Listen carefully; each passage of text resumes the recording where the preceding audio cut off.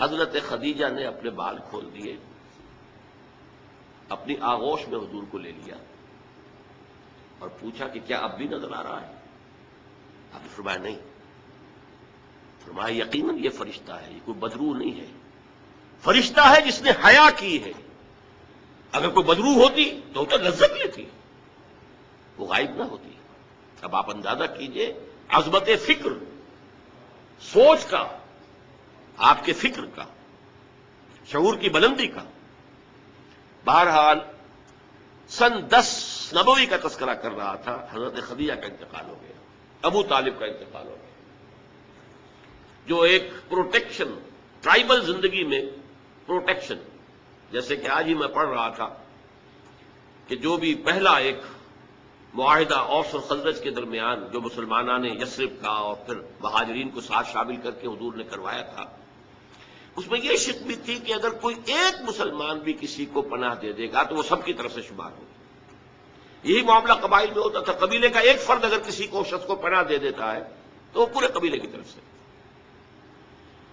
اس حوالے سے خاندان بنو ہاشم کی سرداری تھی ابو طالب کے پاس، اور وہ پروٹیکشن دے رہے تھے محمد عربی صلی اللہ علیہ وسلم. اگرچہ ایمان نہیں لائے لیکن وہ ایک طبی محبت تھی، اور اس طبی محبت کی بنیاد پر انہوں نے خاندان بنو ہاشم کا سایہ کیا ہوا تھا حضور پر صلی اللہ علیہ وسلم.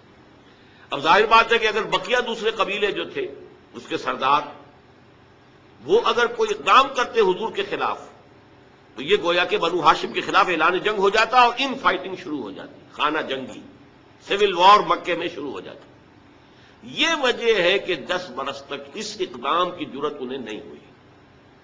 سفارتیں لاتے رہے، ابو طالب کے پاس سفارتیں آئیں، کبھی لالچ پیش کیا، آپ ان سے کہیے اگر انہیں دولت چاہیے تو ضرور سیم و زر کے ہم انبار لگا دیں ان کے قدم و تلے، انہیں کوئی سیادت چاہیے تو ہم انہیں اپنا بادشاہ ماننے کو تیار ہیں، اگرچہ ہمارا کوئی مزاج نہیں ہے کسی بادشاہ کو ماننے کا، ان کو مان لیں گے.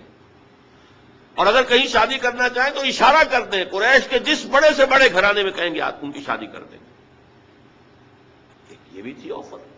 جب حضور نے فرمایا تھا کہ چچا جان چاہے یہ میرے داہنے ہاتھ پر سورج اور بائیں پر چاند رکھ دیں تب بھی میں اپنے اس دعوت سے باز نہیں آ سکتا. ان کا مطالبہ یہ تھا کہ یہ دعوت ختم کر دیں، ہمارے معبودوں کو برا نہ کہیں. جس کے ضمن میں پھر آخری جبکہ ابو طالب بستر برگ پر تھے اس وقت جو آخری سفارت آئی اور انہوں نے آخری چیلنج کیا کہ ابو طالب اب بھی اگر تم باز نہیں آتے تو پھر ٹھیک ہے، ہمارا الٹیمیٹم ہے، آؤ میدان میں مقابلہ کر لو یا روک لو اپنے بھتیجے کو. اس پر جب ابو طالب نے بلایا ہے اور حضور سے کہا ہے کہ بھتیجے مجھ پر اتنا بوجھ نہ ڈالو جو میں برداشت نہ کر سکوں. ظاہر بات ہے اکیلا خاندان بنی ہاشم، پورے قبیلہ قریش کا مقابلہ، پھر خود جو ہے نہایت ضعیف، بوڑھے اور بستر ملک پر ہیں تقریباً. بھتیجے مجھ پر اتنا بوجھ نہ ڈالو جسے میں برداشت نہ کر سکوں. اس پر حضور کی آنکھوں میں آنسو آئے کہ ایک ہی مرئی سہارا دنیا میں ویزیبل اسباب عالم کے اعتبار سے ایک پروٹیکشن، ایک سہارا، ایک مدد کی شکل تھی، آج وہ بھی جا رہی ہے، ختم ہو گئی. کہا آپ نے یہ کہ چچا جان اب تو یا تو یہ بات پوری ہو کر رہے گی اور یا میں اپنے آپ کو اسی میں ہلاک کر دوں گا. میرے لیے کوئی ریٹریٹ کا کوئی امکان نہیں ہے، کوئی واپسی کا کوئی امکان نہیں ہے، پسپائی کا کوئی امکان نہیں. بہرحال میں نے یہ سارا پس منظر بتایا ہے عام الحزن، اور یہ ابو طالب کا بھی انتقال ہو گیا، وہ پروٹیکشن ختم ہو گئی. بلکہ اب بنو ہاشم کا سردار ابو لہب ہے جو خود دشمن ہے انتہائی، یوں سمجھیے کہ زہریلا دشمن، جس نے اس وقت کہہ دیا تھا تب لکا لہذا جماعتنا، جس نے اپنے دونوں بیٹوں سے حضور کی دونوں صاحبزادیوں کو طلاق دلوائی. طلاق بھائی مانا وہاں تو در حقیقت نسبت کا ہو جانا ہی ایک طرح کا نکاح ہوتا تھا. وہ نکاح باقاعدہ ہو جائے گا لیکن نسبت ہو گئی، منسوب ہو گئی تو گویا کہ ایک رشتہ قائم ہو گیا. دونوں بیٹے تھے ابو لہب کے جن سے حضور کے 2 صاحبزادیوں کا رشتہ تھا. ان دونوں نے آ کر نہایت گستاخانہ انداز میں، توہین آمیز انداز میں آ کر حضور کے سامنے کھڑے ہو کر اور کہا کہ ہم تمہاری بیٹیوں کو طلاق دیتے ہیں. یہ سارا صدمہ جھیلے ہیں حضور صلی اللہ علیہ وسلم. اب وہ ہے بنو ہاشم کا سردار. کیا نکلے گا نتیجہ؟ پروٹیکشن ختم. اب تو جو بھی چاہیں گے وہ دارالندوہ میں فیصلہ کریں گے. لہذا آپ گئے طائف کی طرف. یہ حضور کی مکی زندگی کا اہم ترین واقعہ ہے. حالانکہ اس سے پہلے 3 برس کا آپ کا شیب بنی ہاشم کے اندر جو گھیراؤ رہا اور مقاطعہ رہا اور بائیکاٹ رہا، کھانے پینے کی چیزیں جو ہے روکی گئیں، بدترین قسم کی فاقہ جو ہے کشی کرنی پڑی پورے خاندان بنی ہاشم کو. حالانکہ وہ سب کے سب ایمان تو نہیں لائے تھے، لیکن اس جرم کی پاداش میں کہ بنو ہاشم محمد کا ساتھ نہیں چھوڑ رہے، لہذا اس پورے خاندان کو جو ہے اس کے ساتھ بائیکاٹ ہوگا. اور بائیکاٹ کے نتیجے میں بنو ہاشم کا پورا خاندان شیب بنی ہاشم میں، اور جس کو شیب ابی طالب بھی کہتے ہیں، 3 برس تک محصور رہا. کوئی چیز کھانے کے لیے نہیں. کوئی اللہ کا بندہ حکیم ابن حزام جیسی شخصیتیں، بنیادی طور پر نیک شخصیت، وہ کہیں پہاڑ کی چوٹی پر چڑھ کر نیچے اتر کر، ورنہ جو وادی ہے اس کے دونوں سروں کے اوپر پہرے ہیں، کوئی جا ہی نہیں سکتا اندر. اب پہاڑ کراس کرے اتر کے کوئی شہد دے آئے، اس لیے کہ وہ بہت قریبی عزیز تھے حضرت خدیجہ کے رضی اللہ تعالی عنہ، تو اپنی رشتہ داری کا بھی وہ کچھ لاج رکھتے تھے. کبھی لے آئے تو لے آئے، ورنہ وہ وقت بھی آیا ہے کہ بنو ہاشم کے پھول جیسے بچے بلک رہے ہیں، کھانے کو کچھ نہیں ہے، کچھ نہیں ہے سوائے اس کے کہ سوکھے چمڑے ابال کر ان کا پانی ان کے حلق میں ٹپکا دیا جاؤ، کچھ نہیں. لیکن اس کو بھی میں سخت ترین نہیں کہتا. حضور صلی اللہ علیہ وسلم کے لیے ذاتی طور پر جو سخت ترین مرحلہ آیا ہے وہ یوم طائف کا ہے، جس کی ایک گواہی حضور کے اپنے قول میں ہے کہ حضرت عائشہ نے ایک مرتبہ پوچھا رضی اللہ تعالی عنہ کہ کیا آپ پر یوم احد سے بھی زیادہ کوئی سخت دن گزرا ہے؟ ان کے ہوش میں ظاہر بات ہے یوم احد حضور مجروح ہوئے، زخمی ہوئے، دندان مبارک شہید ہوئے، خون کا فوارہ چھوٹا، آپ پر بے ہوشی طاری ہوئی، آپ کی زبان مبارک سے ایک بددعا بھی نکل گئی.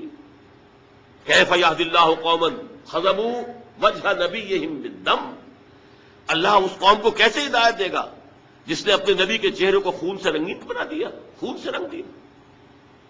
پھر یہ کہ 70 صحابہ جو ہے شہید ہوئے، جن میں حضرت حمزہ جیسے بھی ہیں، آپ کے چچا بھی ہیں، آپ کے خالہ داد بھائی بھی ہیں، آپ کے دور شریک بھائی بھی ہیں، ساتھ کے کھیلے ہوئے ہمجولی بھی ہیں، اسد اللہ ہے، اسد الرسول ہی بھی ہے. اور ان کی لاش آئی ہے کہ ناک کٹی ہوئی، کان کٹے ہوئے، اور پیٹ چاک کر کے کلیجہ چبایا ہوا ہے. تو سخت ترین دن حضرت عائشہ کے نزدیک یوم احد تھا. حضور نے فرمایا نہیں، مجھ پر سخت ترین دن یوم طائف تھا.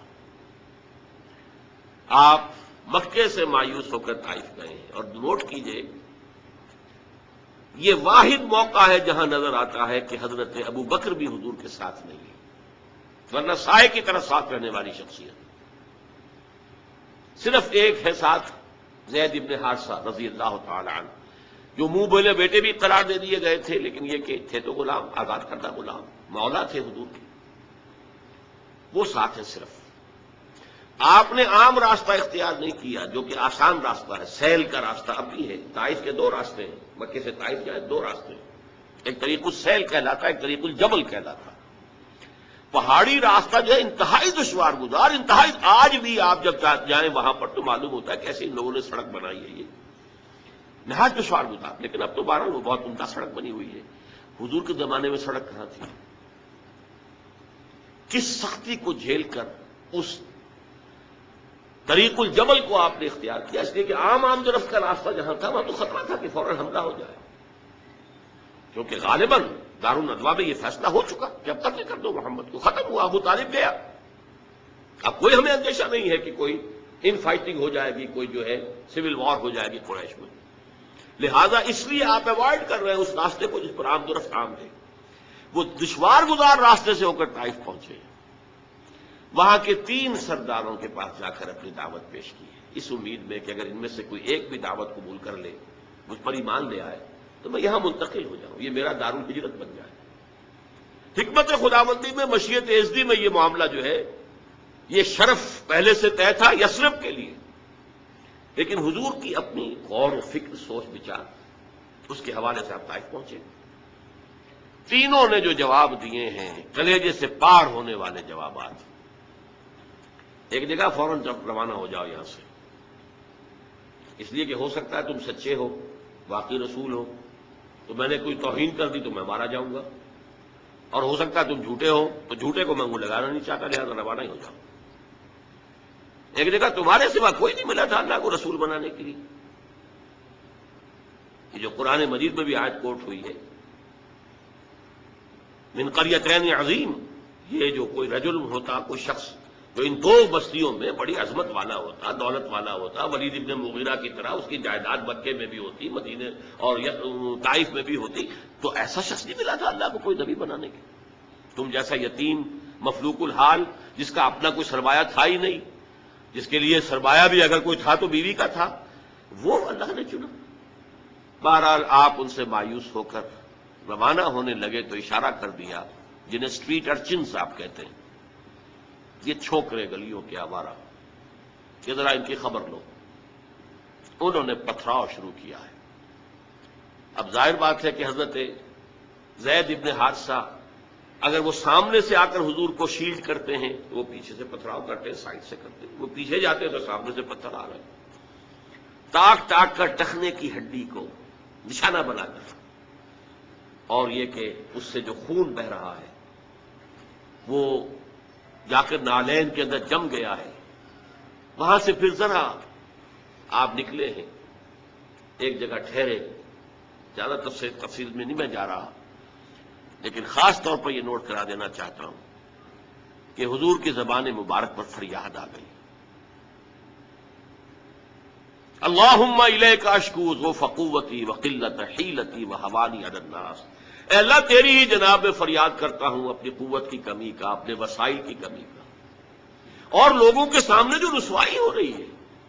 رسوائی، یہ رسوائی مکے میں نہیں ہوئی تھی کبھی، یہ پتھراؤ مکے میں نہیں ہوا تھا کبھی. اللہم الیک اشکو ضعف قوتی وقلت حیلتی وہوانی علی الناس الی من تکلنی. اے اللہ مجھے کس کے حوالے کر دیا ہے؟ الی بعید یتجہمنی اور الی عدو ملکت امری. کیا وہ دور دراز کے لوگ جن کا مجھ سے کوئی تعلق ہی نہیں ہے ان کو مجھ پر حملہ کرنے کے لیے کھلی چھوٹ دے دی؟ اور کیا دشمن کے حوالے مجھے کر دیا کہ جو چاہے کر گزری؟ یہ فریاد ہے. لیکن اس کے بعد وہ مقام عبدیت غالب آتی ہے. یہ جو دو نسبتیں ہیں محمد رسول اللہ کی، عبدہ و رسول، مقام عبدیت کا تقاضا کچھ اور ہے. سر تسلیم خم، کوئی شکوہ شکایت زبان پر نہ آئے. فرماتے ہیں ان لم یکن علی غضبک فلا ابالی.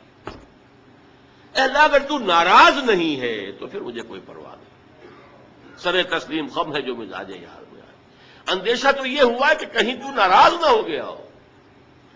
جیسے ابتدا میں چند دن کے لیے وحی کی آمد کا سلسلہ رکا تھا تو اندیشہ ہو گیا تھا کہ کہیں اللہ ناراض تو نہیں ہو گیا کہ وحی کا سلسلہ بند ہو گیا، جس پر وہ آیات نازل ہوئیں وَالضُّحَىٰ وَاللَّيْلِ إِذَا سَجَىٰ مَا وَدَّعَكَ رَبُّكَ وَمَا قَلَىٰ وَلَلْآخِرَةُ خَيْرٌ لَكَ مِنَ الْأُولَىٰ.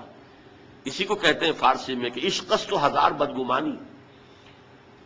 جہاں عشق کا اور محبت کا معاملہ ہوتا ہے تو بڑی جلدی بدگمانی پیدا ہو جاتی ہے، کہیں کوئی ناراض تو نہیں ہو گیا کسی وجہ سے، میری کوئی بات جو ہے کھل تو نہیں گئی کسی چیز سے، کوئی ایسی تو نہیں کہ ناگواری محسوس ہوئی ہو. تو ان لم یکن علی غضبک فلا ابالی. اگر غضب نہیں ہے تیرا، ناراض نہیں ہے تو پھر مجھے کوئی پرواہ نہیں. اعوذ بنور وجهک الذی اشرقت له الظلمات. میں تیرے چہرے انور کی اس ضیاء اور نور کی پناہ میں آتا ہوں کہ جس سے تمام اندھیارے جو ہیں وہ دور ہو جاتے ہیں. بہرحال وہاں سے جب واپس آئے ہیں تو نوٹ کیجئے ٹرننگ پوائنٹ ہے یہ، اس لیے کہ یوم طائف ایک اعتبار سے کلائمیکس ہے، ذاتی اعتبار سے محمد الرسول اللہ صلی اللہ علیہ وسلم پر ابتلا اور آزمائش اور امتحان اور سختی کا نقطۂ عروج، کلائمیکس. اور اسے مولانا مناظر حسن گیلانی رحمۃ اللہ علیہ نے اپنی تصنیف النبی الخاتم میں ٹرننگ پوائنٹ قرار دیا. اس کے بعد سے اللہ تعالیٰ کی طرف سے خصوصی پروٹیکشن، اللہ تعالیٰ کی طرف سے خصوصی حفاظت جو ہے حضور صلی اللہ علیہ وسلم کو حاصل ہوئی. لیکن یہ کہ فوری طور پر طائف سے واپسی کے بعد معاملہ یہ ہوا ہے، عالم اسباب میں حضور کا معاملہ یہ تھا کہ آپ داخل نہیں ہو سکتے مکے میں. کیا کریں؟ وہاں قتل کا فیصلہ ہو چکا، داخل ہوں گا کوئی قتل کر دے گا. اور جب دارالندوہ میں فیصلہ ہو چکا ہو تو کوئی اس کے اوپر جرم نہیں، کوئی اس کے اوپر الزام نہیں، کوئی مقدمہ نہیں بنے گا اس میں۔ طائف گیا تھا، خالی ہاتھ لوٹ رہا ہوں۔ عالم اسباب، اب نوٹ کیجیے جو نقطہ میں واضح کرنا چاہتا ہوں کہ حضور کی ساری جد و جہد عالم اسباب میں قدم بقدم زمین پر چل کر ہوئی ہے۔ عالم اسباب کے وہ استعمال کرتے ہوئے ایک مشرک کو، کافر کو پیغام بھیجتے ہیں، اگر تم مجھے امان دے دو، اپنی امان میں لے لو تو میں مکے میں آ جاؤں۔ مجھے میں بتا چکا ہوں، قبیلے کی بات یہ ہوتی ہے، ایک شخص نے امان دے دی تو سب کی طرف سے امان دے دی۔ اس نے انکار کر دیا۔ پھر زید ابن حارثہ کو دوسرے کے پاس بھیجا، اس نے بھی انکار کر دیا۔ تیسرا شخص وہ شریف النفس تھا، مطعم بن عدی، اس کے پاس جب پیغام پہنچا اس نے کہا ٹھیک ہے آپ میری امان میں آ جائیے۔ آپ نے فرمایا یوں نہیں، آؤ اور لے کر جاؤ۔ اس کی وجہ کیا ہے کہ میں اگر ایسے ہی مکے میں داخل ہو جاؤں، فوراً مجھ پر حملہ کر کے ختم کر دیں تو لوگ تو کہیں گے ہمیں کیا پتا تھا کہ مطعم بن عدی نے امان دی ہے، وی ڈڈنٹ نو اٹ۔ لہذا آؤ اور لے کر جاؤ۔ اس درجے اسباب جو ہے دنیاوی، یہ عالم اسباب ہے، اور یہاں جو جد و جہد کرنی ہے اس عالم اسباب کے اندر رہتے ہوئے کرنی ہے، ان اسباب کو بروئے کار لا کر کرنی ہے، انہیں استعمال کر کے کرنی ہے۔ لہذا آپ نے ایک مشرک کافر کی امان لینی قبول کی، اور پھر وہ مطعم بن عدی آیا ہے ہتھیار سجا کر، 6 بیٹے ساتھ لے کر، 6 بیٹے ہتھیاروں سمیت، اور کہتا ہوا میں نے محمد کو امان دی ہے، آج سے محمد میری امان میں، تب مکے میں داخل۔ یہی وجہ ہے کہ حضور کو اتنا پاس تھا اس کے اس احسان کا۔ غزوہ بدر میں جب 70 قیدی قریش کے حضور کے ہاتھ میں تھے، اسیران بدر، حضور نے فرمایا تھا کہ اگر آج مطعم بن عدی زندہ ہوتا اور وہ سفارش کرتا تو میں ان 70 کے 70 کو چھوڑ دیتا بغیر کسی فدیے کے۔ لیکن یہ کہ مطعم بن عدی کا اس دوران انتقال ہو چکا تھا، وہ اسی حالت کفر و شرک کے اندر بڑھ گیا۔ میں نے کچھ جھلکیاں آپ کو دکھائی ہیں۔ یہ 10 برس ہیں، حضور کا جو انقلابی جد و جہد کا عرصہ ہے وہ 20 برس کا ہے۔ عرب میں انقلاب کی تکمیل جو ہے سن 8 ہجری میں ہو گئی، مکہ فتح ہو گیا، طائف فتح ہو گیا، حنین میں فتح حاصل ہو چکی، عرب میں انقلاب ہو گیا۔ لہذا 12 برس مکے کے اور 8 برس مدینے کے شامل کر لیجئے، 20 برس ہیں۔ ان 20 کو 2 حصوں میں تقسیم کیجئے، 10 سال ادھر 10 سال ادھر۔ پہلے 10 سال کا حاصل یہ ہے جو میں نے آپ کے سامنے رکھ دیا کہ کل 125 یا 150 افراد ایمان لائے۔ آپ کی یہ حیثیت نہیں تھی کہ آپ مکے میں اپنے بل پر ان ہز اون رائٹ آپ قیام کر سکیں، لہذا آپ نے ایک کافر اور مشرک کی امان لی۔ یہ ہے 10 برس کی محنت شاقہ کا حاصل۔ اگلے 10 برس میں وہ انقلاب جس تیزی کے ساتھ مکمل ہوا ہے،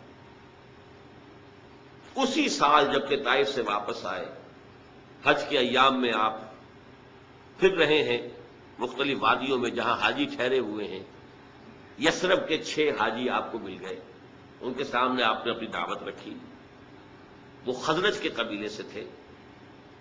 مدینے میں یہودی چونکہ یہ کہا کرتے تھے کہ نبی آخری زمان کا ظہور ہونے والا ہے، ان قریب جو ہے آخری نبی کا ظہور ہوگا، اور جب ان کے جھگڑے ہوتے تھے اوس اور خزرج سے، یہودیوں کے، اور مار کھاتے تھے ان سے، جیسے بنیے اگر ان کا کوئی جھگڑا ہو جاتا تھا گاؤں میں تو ظاہر بات ہے مار تو ان کا مقدر تھی، ایسے ہی وہ مار کھاتے تھے، لیکن کہتے تھے کہ ابھی تو تم ہمیں دبا لیتے ہو، لیکن دیکھو نبی آخر الزمان کے ظہور کا وقت قریب ہے، جب ہم ان کے ساتھ ہو کر تم سے لڑیں گے تو تم ہمیں شکست نہیں دے سکو گے۔ یہ کانوں میں ان کے باتیں پڑی ہوئی تھیں۔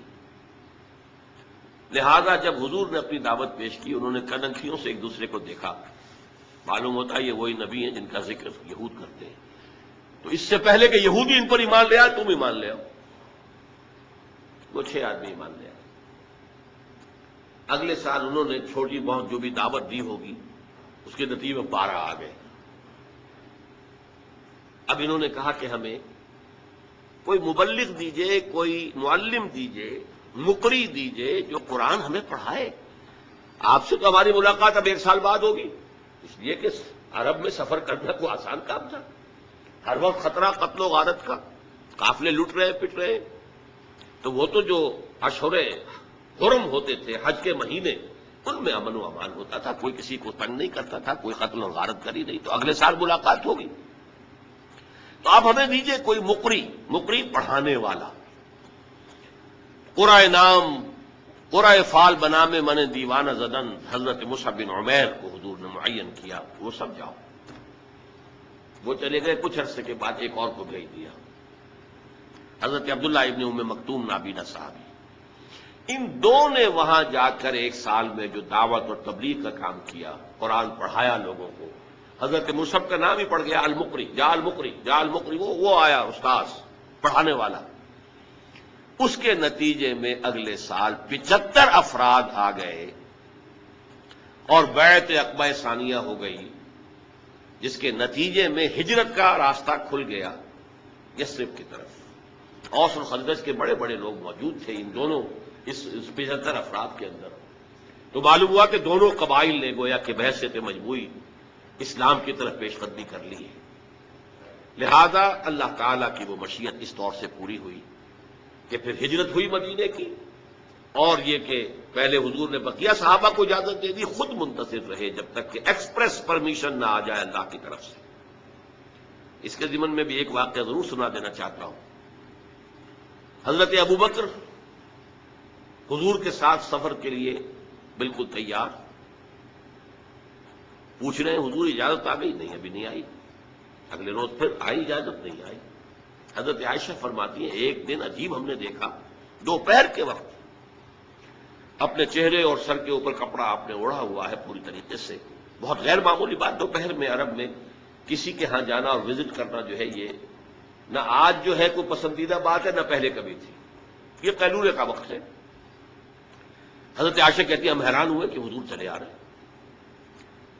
اب آ کر آپ نے پہلی بات یہ فرمائی کہ ابوبکر اجازت آ گئی ہے ہجرت کی۔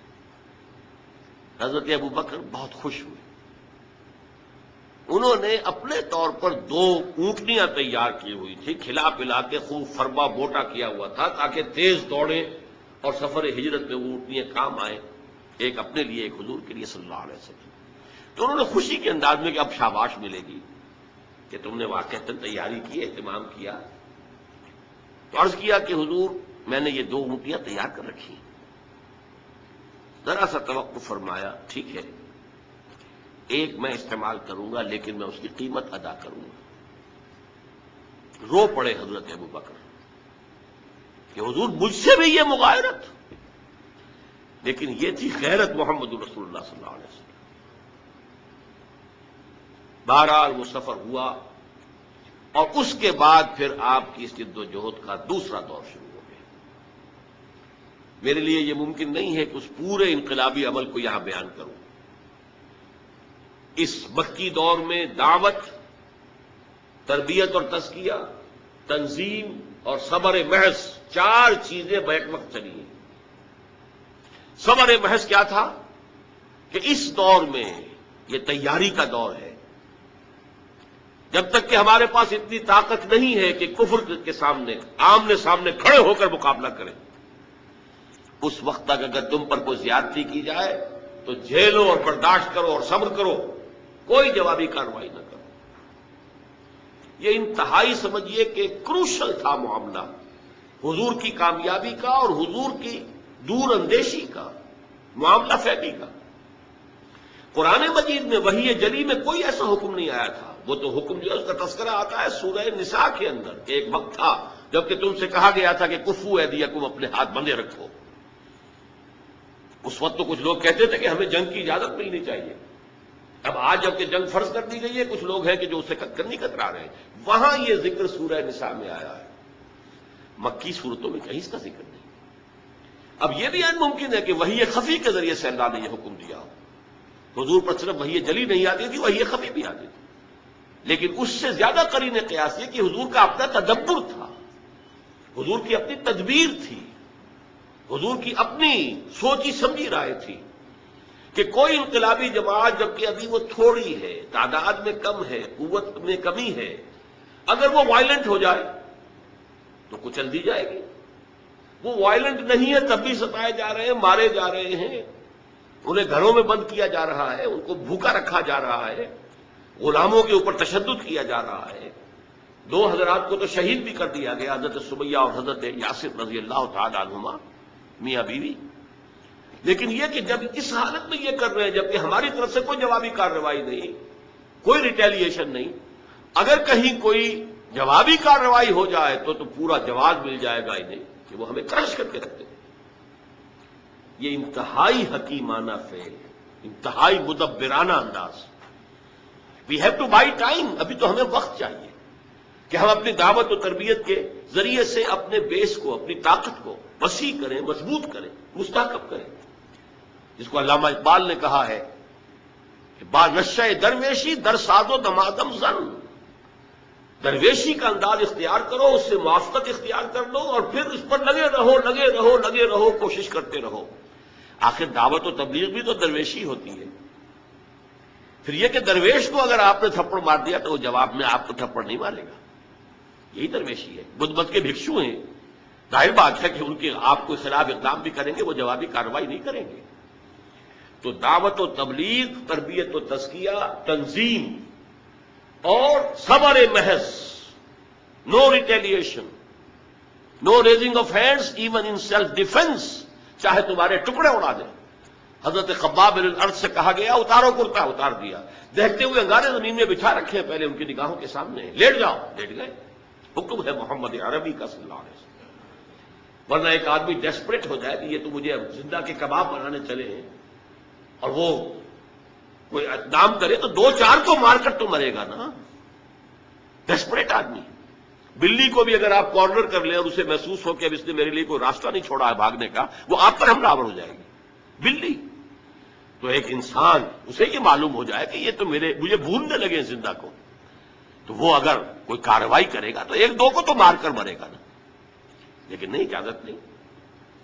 تو یہ جو 12 برس ہیں مکے کے، یہ دعوت و تبلیغ، تربیت و تزکیہ، تنظیم، جس کا کلائمیکس ہے بیعت عقبہ ثانیہ، جس میں کہ حضور نے عہد لیا، بایعنا رسول اللہ صلی اللہ علیہ وسلم علی السمع والطاعۃ فی العسر والیسر والمنشط والمکرہ وعلی عثرۃ علینا وعلی لا ننازل امر اہلہ وعلی ان نقول بالحق اینما کنا لا نخاف فی اللہ لومۃ لائم. ہم نے بیعت کی تھی اللہ کے رسول سے کہ آپ کا ہر حکم سنیں گے اور مانیں گے، اطاعت کریں گے، خواہ مشکل ہو خواہ آسان ہو، خواہ طبیعتیں آمادہ ہو خواہ ہمیں اپنی طبیعتوں پر جبر کرنا پڑے، خواہ آپ دوسروں کو ہم پر ترجیح دے دیں، اور جنہیں بھی آپ امیر بنائیں گے، ذمہ دار بنائیں گے، ان سے بھی جھگڑیں گے نہیں، ان سے تعاون کریں گے، اور جہاں بھی کہیں ہوں گے حق بات اور صحیح مشورہ ضرور پیش کر دیں گے. یہ بیعت تھی، اس کی بنیاد پر ایک عظیم تنظیم وجود میں آئی. اور یہ صبر محض، یہ 4 مراحل تھے اس عمر کے، اس انقلابی جد و جہد کے، جو مکے میں پورے ہو گئے. مدینے میں آ کر اب میں بہت اختصار سے چند باتیں صرف عرض کروں گا، کافی وقت ہو چکا ہے. 6 مہینے آپ نے لیے 3 کاموں کے لیے، جس کو کہیں گے ہم انٹرنل کنسالیڈیشن. مسجد نبوی کی تعمیر جو ایک مرکز بن گیا، اب یہ دار الندوہ بھی ہے، دار المشاورہ بھی ہے، یہ دار العبادہ بھی ہے، دار الصلاۃ بھی ہے، یہی دار التعلیم بھی ہے، یہی دار التزکیہ بھی ہے، دار الاحسان بھی ہے. خانقاہ کہہ لیں، درسگاہ کہہ لیں، تربیت گاہ کہہ لیں، عبادت گاہ کہہ لیں، حکومت کا مقام کہہ لیں، مشورے کی جگہ کہہ لیں، پارلیمنٹ ہاؤس کہہ لیں، یہ سب مسجد نبوی ہے. ایک مرکز وجود میں آ گیا. نمبر 2، انصار اور مہاجرین کو بھائی بھائی بنانا، تاکہ یہ 2 حصے، ہماری جماعت، اسلامی جماعت کے 2 حصے مربوط ہو جائیں. نمبر 3، یہودیوں کے ساتھ بھی ایک معاہدہ کر کے انہیں جکڑ لینا، جوائنٹ ڈیفنس آف مدینہ، کہ اگر مدینے پر باہر سے حملہ ہوا تو سب مل کر دفاع کریں. یہ تھی آپ کی. اور یہاں میں آپ کو بتا دوں، ٹوائنبی نے ایک بڑا زہر بھرا جملہ کہا تھا حضور کے بارے میں، محمد failed as a prophet but succeeded as a statesman. محمد نبی کی حیثیت سے تو ناکام ہو گئے، مکے میں جو نقشہ تھا، دعوت ہے، تبلیغ ہے، تربیت ہے، تزکیہ ہے، صبر ہے، یہ تو تھا وہ واقعی جو نبی کام کیا کرتے تھے. وہی جو حضرت عیسیٰ نے 3 سال کیا وہی کام تھا نا یہ. بٹ دیر ہی فیلڈ، ناکام ہو گئے، بھاگے وہاں سے. ان کا کہنا یہ ہے، یہ فلائٹ ٹو مدینہ کہتے ہیں، فرار، مدینے کی طرف فرار. یہ فرار نہیں تھا، یہ جیسے آلٹرنیٹ بیس کی تلاش میں آپ گئے تھے طائف، مشیت ازدی کچھ اور تھی، یہ آلٹرنیٹ بیس تھا جو مدینے کی شکل میں اللہ نے عطا کیا اپنی جد و جہد کو لانچ کرنے کے لیے، اپنے آفینسو کے لیے بیس وہ مدینہ عطا کیا. تو جو پروفیسر منٹگمری واٹ ہے، جس کو کہ ایک مرتبہ ضیاء الحق صاحب نے یہاں پہ خاص طور پر بلایا تھا، برطانوی پروفیسر ہے، اس نے سیرت النبی پر 2 کتابیں لکھی ہیں، محمد at Mecca, Muhammad at Medina. اور ان دونوں کتابوں کے اندر حضور کی شخصیت کے متضاد پہلوؤں کو نمایاں کیا ہے. مکے والا محمد کچھ اور ہے، مدینے والا اور ہے. مکے والا محمد تو واقعی داعی ہے، مبلغ ہے، مربی ہے، مزکی ہے، درویش ہے، وہ تو واقعی نبیوں والا نقشہ ہے جیسے نبی ہوتے تھے. مدینے والا محمد تو سٹیٹس مین ہے، سیاستدان ہے، سپہ سالار ہے، یہ تو ہے ہی دوسری شخصیت بالکل. لیکن یہ کہ جو بھی اس نے شرارت کی ہے ان 2 کتابوں کو علیحدہ علیحدہ اور اس کے تضاد کو نمایاں کرنے کے لیے، اس سے قطع نظر محمد المدینہ میں اس نے حضور کے لیے مدح کے، تعریف کے جتنے سپرلیٹوز ہیں سب جمع کر دیے جو انگریزی زبان میں ہو سکتے تھے. آپ کی دور اندیشی، آپ کی معاملہ فہمی، آپ کی ہر نئی صورتحال کے بارے میں صحیح اقدام کی صلاحیت، آپ کی انسان شناسی، انسان کو سمجھ لینا اور ہر انسان سے اس کی سطح پر بات کر سکنا، ہر انسان سے اس کی صلاحیت اور استعداد کے مطابق کام لے لینا. یہ انسان شناسی اگر نہ ہو تو دنیا میں آپ کامیاب نہیں ہو سکتے. موقع شناسی، تدبر، سیاست، آپ کی اسٹیٹس مین شپ، اس کے لیے سارے سپرلیٹوز جتنے بھی ممکن ہے وہ جمع کر دیے ہیں. اسی لیے دھوکہ کھاتا ہے مسلمان کہ یہ محمد صلی اللہ علیہ وسلم کی تعریف کر رہا ہے، حالانکہ وہ کنٹراسٹ دکھا رہا ہے کہ یہ ہے آپ کے اوصاف بحیثیت سیاستدان اور اسٹیٹس مین کے. بحیثیت نبی تو وہ ناکام ہو گئے، مدینے سے، مکے سے بھاگ کر مدینے میں پناہ لینی پڑی. تو یہ زہر گھولا ہوا اس نے. لیکن میں نے اس لیے بتایا کہ واقعتاً یہ میثاق مدینہ شاہکار تھا محمد الرسول اللہ کی معاملہ فہمی، دور اندیشی اور سیاست کو سمجھنے کا. ان 3 قبیلوں کو جکڑ لیا ہے میثاق مدینہ میں، جوائنٹ ڈیفنس آف مدینہ. یہ دوسری بات ہے، بعد میں وہ ایک کر کے اس سے غداری کے مرتکب ہوتے رہے. لیکن ظاہر بات ہے جب غداری بھی کرتے تھے تو رک کر، چھپ کر، کھلے عام ان کو جو ہے، ظاہر بات ہے کہ معاہدہ کیا ہوا ہے، جکڑے ہوئے اس میں، کھلے عام جو ہے اپنی ان سرگرمیوں کی انہیں ضرورت نہیں ہوئی.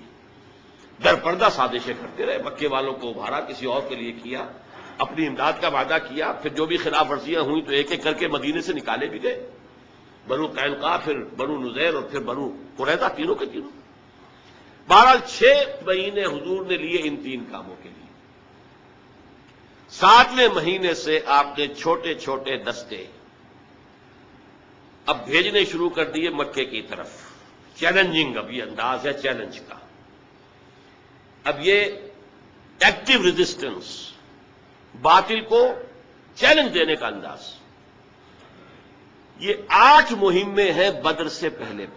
بدقسمتی سے سیرت کی کچھ وہ کتابیں جو انگریزی دور میں لکھی گئیں ان میں ان کو پلے ڈاؤن کیا گیا ہے، چھپایا گیا ہے، یہاں تک کہ علامہ شبلی نے بھی ان کو چھپایا ہے. اس کی وجہ کیا ہے کہ اس سے ثابت ہوتا ہے کہ ہجرت کے بعد جنگ کا آغاز محمد کی طرف سے ہوا صلی اللہ علیہ وسلم، قریش مکہ کی طرف سے نہیں ہوا. اور یہ وہ بات تھی کہ جو اس دور میں جبکہ ہمارے اوپر یہ تنقید ہوتی تھی کہ اسلام تو تلوار سے پھیلا ہے اور یہ تو بوئے خون آتی ہے اس قوم کے افسانوں سے، یہ تو خونی لوگ ہیں، جنونی لوگ ہیں، یہ تو آپ دلیل سے بات نہیں کرتے، طاقت سے بات کرتے. یہ چونکہ مسلسل پروپیگنڈا ویسٹ کی طرف سے ہو رہا تھا تو ہمارا انداز ہو گیا تھا اپولوجیٹک. نہیں جناب، حضور نے تو جنگ جو کی دفاعی کی ہے صرف، وہ تو انہوں نے آغاز کر دیا تھا تو آپ نے دفاع کیا. یہ حالانکہ 100% غلط ہے. اس کی وجہ کیا ہے؟ حضور کو اللہ نے بھیجا تھا دین کو غالب کرنے کے لیے. آپ مکے سے مدینے آ کر وہاں کی جو نخلستانوں کی ٹھنڈی چھاؤں میں آرام کرنے تو نہیں آئے تھے صلی اللہ علیہ وسلم. وہ تو تھا اپنی اس جد و جہد کے اگلے مرحلے کو، اس کے آفینسو کو لانچ کرنے کے لیے ایک بیس ہے جو اللہ نے عطا کیا ہے. آپ تو زیادہ سے زیادہ وہ 6 مہینے ویٹ کر سکتے تھے تاکہ وہاں اپنی پوزیشن کو مستحکم کر لیں. اس سے زیادہ جو ہے آپ کے لیے ممکن نہیں تھا، لہذا آپ نے آغاز کیا. سلسلہ آپ کی جانب سے شروع ہوا ہے. 8 مہمیں بدر سے پہلے ہیں جن میں 4 میں حضور خود بھی شریک ہوئے، لہذا وہ غزوات کہلائیں گے، اور 4 وہ تھے جن میں حضور نہیں گئے تو وہ سرایا کہلاتے. اب اس کی تفصیل میں نہیں جا سکتا اس وقت، لیکن ان مہموں کا مقصد کیا تھا؟ ایک لفظ پہلے استعمال کر چکا ہوں، قریش کو چیلنج کرنا. اب 2 لفظ اور سمجھ لیجئے. اکنامک بلاکیڈ آف مکہ، کیونکہ ان کا سارا جو معاملہ تھا معاش کا، وہ جو تجارتی قافلے جاتے تھے، شمال کی طرف قافلہ جاتا تھا، شام کی طرف وہ بدر سے ہو کر گزرتا تھا. بدر ظاہر بات ہے مکے سے 80 میل کے فاصلے پر ہے، اور مدینے سے اور مکے سے 200 میل کے فاصلے پر ہے. لہذا یہ زد میں تھا مسلمانوں کی. ادھر جو قافلہ جاتا تھا یمن کی طرف، وہ نخلا سے ہو کر گزرتا تھا، حالانکہ وہ تو مدینے سے اور بھی زیادہ دور ہے، مکے سے بھی زیادہ دور، مکے سے جنوب مشرق کی طرف جا رہے ہیں. وہاں بھی آپ نے ایک مہم بھیج دی، نخلا کے اندر بھی مہم بھیج دی. مقصد کیا تھا؟ کہ قریش کو یہ بتا دینا کہ اب تمہاری لائف لائن ہمارے ہاتھ میں ہے. اس کو کہتے ہیں جدید اصطلاح میں economic blockade of Mecca. Number 2 دوسری اصطلاح پولیٹیکل آئسولیشن آف قریش. حضور خود جہاں بھی گئے ان 4 مہموں کے دوران، تو وہاں کے جو علاقائی قبائل تھے ان سے آپ نے معاہدے کر لیے. یا تو وہ پہلے الائی تھے قریش کے، اب ہو گئے حضور کے، یا یہ کہ انہوں نے نیوٹرلٹی کا معاملہ کیا کہ ہم نہ آپ کا ساتھ دیں گے قریش کے خلاف، نہ قریش کی مدد کریں گے آپ کے خلاف. لیکن دونوں کا نتیجہ کیا نکلا؟ Zone of political influence of Quraysh was diminishing and zone of political influence of Muhammad صلی اللہ علیہ وسلم واز انکریزنگ. قرآن مجید میں مکی صورتیں جو درمیانی دور کی ہیں ان میں یہ آیت آپ کو ملتی ہے، نَأْتِ الْأَرْضَ نَنْقُصُهَا مِنْ أَطْرَافِهَا. ہم زمین کو چاروں طرف سے گھیرتے ہوئے لا رہے ہیں مکے کی طرف. مکی دور میں وہ کیا تھا کہ ان قبائل میں بھی اسلام پھیلنا شروع ہو گیا تھا، اور گویا کہ اب مکے کی طرف اسلام جو ہے دوسرے قبائل سے پیش رفت کر رہا تھا. اب اس کی شکل کیا بنی ہے کہ حضور نے جب ان قبائل کے ساتھ معاہدے کر لیے تو پولیٹیکل انفلوئنس جو ہے حضور کا بڑھتا چلا گیا اور قریش کا گھٹتا چلا گیا. اس پر تنگ آمد بجنگ آمد. قریش کا وہ 1000 کا لشکر نکلا ہے. اس کا جو ایکسائٹنگ کازز ہو گئے تھے وہ 2 ہو گئے تھے ایکسائٹنگ کازز فوری. ایک تو جو نخلا میں آپ نے گروپ بھیجا تھا اس کی مٹ بھیڑ ہو گئی ایک تجارتی قافلے سے جو قریش کا تھا. ایک مشرک مکے والا مسلمانوں کے ہاتھوں مارا گیا، ایک کو انہوں نے اسیر بنایا، لے آئے اور مال تجارت بھی لے آئے. اب شور مچ گیا مکے میں کہ محمد کی یہ جرت کہ اس کے آدمیوں نے ہمارا آدمی مار دیا. یہ پہلا قتل ہے جو ہجرت کے بعد ہوا ہے. کفار کی طرف سے ہجرت کے بعد سے لے کے تاحال کوئی قتل نہیں ہوا. پہلا قتل ہوا ہے مسلمانوں کے ہاتھوں ایک مشرک کا. ثانیاً جب حضور نے پیچھا کیا تھا قریش کے قافلے کا جو ابو سفیان لے کر جا رہا تھا یا جا رہے تھے کہنا چاہیے کیونکہ بعد میں ایمان لے آئے صحابی ہیں، اس وقت تک وہ کافر تھے، مشرک تھے، تو حضور نے پیچھا کیا تھا لیکن وہ نکل گئے تھے جلدی سے. اب وہ واپس آ رہا تھا قافلے کو لے کر. اسے اندیشہ ہوا اب قافلہ جو ہے وہ تو لدا پھندا ہے، 1000 اونٹ ان کے اوپر مال تجارت لدا ہوا، سمجھیے کروڑوں کا سامان ہے. اس نے SOS کال بھیجی. 2 کام کیا. ابو سفیان نہایت اسٹیٹس مین، نہایت مدبر انسان تھے. ایک طرف قریش کو کال بھیج دی SOS کال کہ مجھے خطرہ ہے محمد سے اور ان کے آدمیوں سے کہ وہ حملہ کریں گے اور ہمیں لوٹ لیں گے، لہذا مدد بھیجو. دوسری طرف راستہ بدل دیا خود، بجائے بدر سے ہو کر گزرنے کے نیچے اسفل منکم جو آیا ہے سورہ انفال میں، وہ نیچے یعنی ساحل کے ساتھ ساتھ ہو کر گزر گئے. لیکن وہاں جو کال پہنچ گئی تھی ادھر سے ابو سفیان کی کال پہنچ گئی، ادھر سے وہ لوگ روتے پیٹتے ہوئے آگے، چیختے چلاتے ہوئے، کپڑے پھاڑتے ہوئے کہ محمد کے آدمیوں نے ہمارا ایک آدمی مار دیا.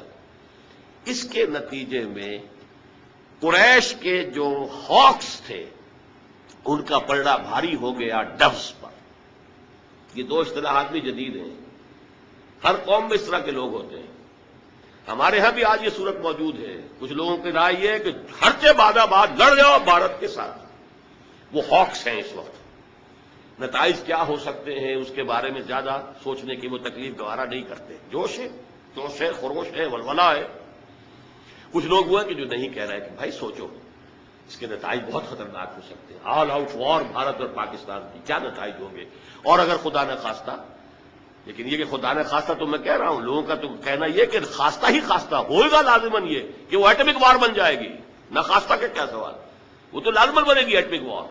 اور اس کے جو نتائج ہوں گے جتنے ہولناک ہوں گے, اور جس کا سب سے بڑا نتیجہ یہ نکلے گا کہ پھر عالمی قوتیں ہمارے اوپر آ کر حملہ کریں گی اور ہماری ایٹمی صلاحیت کو ہمیشہ کے لیے ختم کر دیں گی.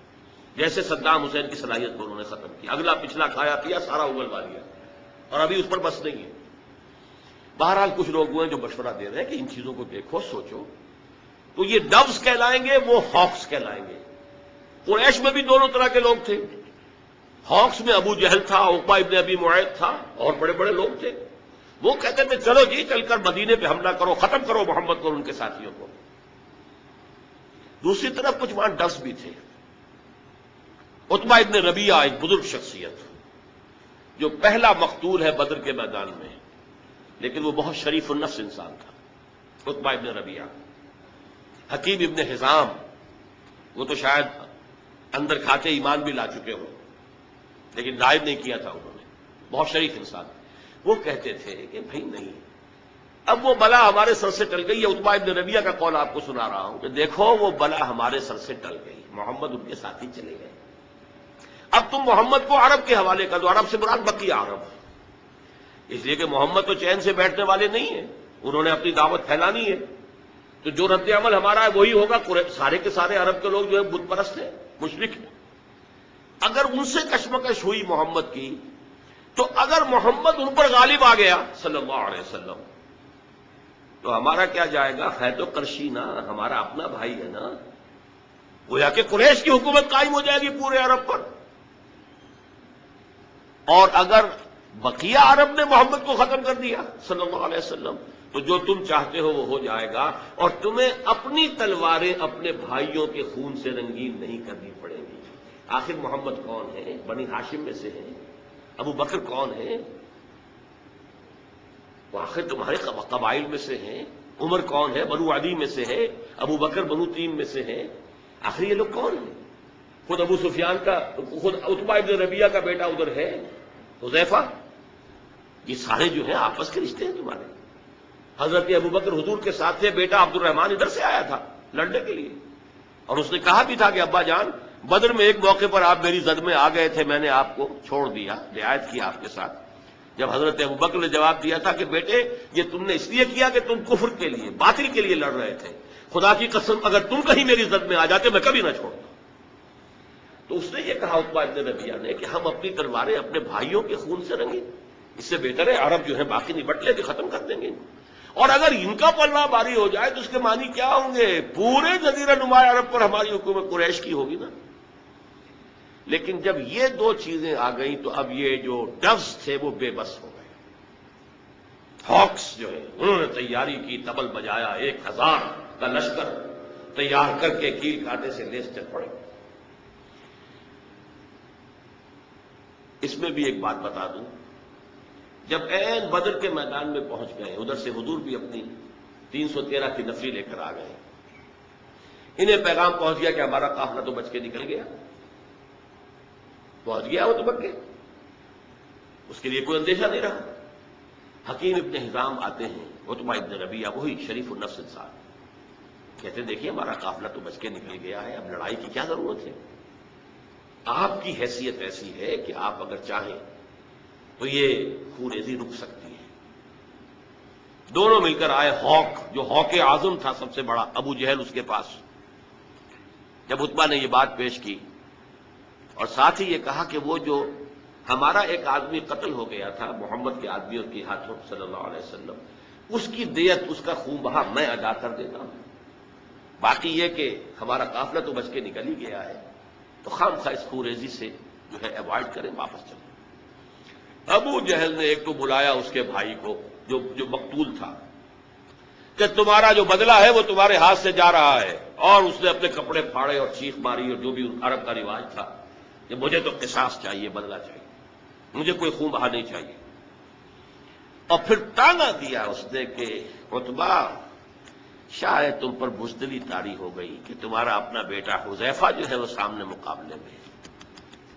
اب یہ بہت بڑا تانا تھا عرب کے لیے، شریف النفس اور شریف النسب جو ہے۔ اس نے کہا اچھا اب یہ کل معلوم ہوگا کہ کون بزدل ہے اور کون بہادر ہے۔